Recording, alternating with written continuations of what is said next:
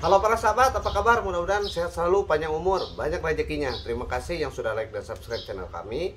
Nah, untuk video kali ini kita lihat vegetasi daripada lebah trigona ataupun disebut lebah kelanceng. Nah, karena kadangkala ada bunga yang mekar dan ada bunga yang mau mekar ataupun yang berguguran. Nah, untuk video kali ini kita lihat bunga-bunga apa saja lagi nih yang disukai lebah trigona ini. Kita lihat para sahabat. Yang pertama adalah sudah biasa kalau bunga air mata pengantin, tapi air mata pengantin ini ada yang putih maupun yang pink. Nah, ini mengandung polen dan nektar para sahabat. Dapat dilihat ini lebah ini baru pertama kali berbunga para sahabat untuk air mata pengantin yang putih ini para sahabat nih. Nah, dapat dilihat ini lebah trigona sedang mengambil polen. Di kakinya ada berwarna kuning, juga menghasilkan nektar juga untuk bunga ini. Jadi polen dan nektar lebah ini mengambilnya. Nah, ini tanaman wajib katanya kalau kita memelihara lebah jenis tetragonula atau lebah-lebah yang kecil. Ini juga sangat bagus. Apis cerana pun kadangkala menyerbu untuk bunga ini para sahabat. Nah, bunganya cukup bagus ini. Terus kemudian bunga ini nih para sahabat nih, bunga pentas. Bunga pentas ini harganya cukup relatif murah dan ini mengandung nektar. Nah, warnanya berbeda-beda, ada yang merah ataupun yang pink. Nah, seperti ini dapat dilihat ini lebah sedang mengambil nektar di setiap tengah bunganya itu. Berterbangan seperti ini para sahabat nih. Lanjut juga sekarang adalah bunga pacar air.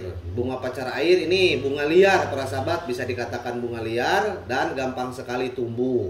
Tapi untuk agar bunganya lebat dan bagus harus dipupuk. Nah, agar bunganya lebat. Ini juga mengandung polen dan nektar. Nah, lebah itu biasanya masuk ke sela-sela daripada bunga ini untuk mengambil nektar para sahabat. Dapat dilihat nih ada lebah kelanceng yang masuk ke dalam bunganya agak lama, mungkin di dalam ini dia menyedot-nyedot nektarnya.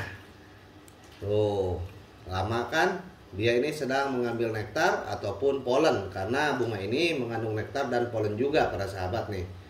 Cukup lama lebah di dalamnya.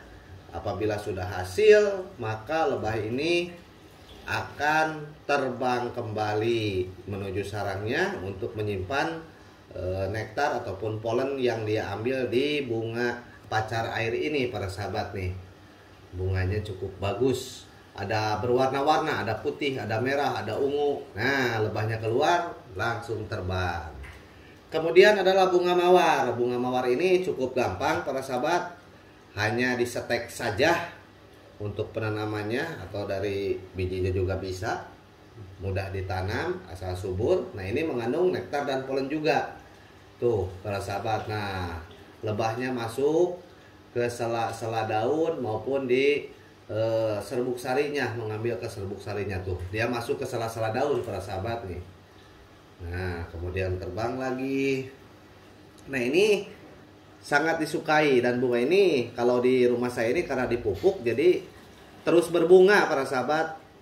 Tuh, ini lebahnya. Jadi ini sangat disukai. Nah, bunga daripada mawar ini para sahabat nih. Tuh, lama-lama lebah betah masuk di sela-sela bunganya. Nah, seperti ini tuh.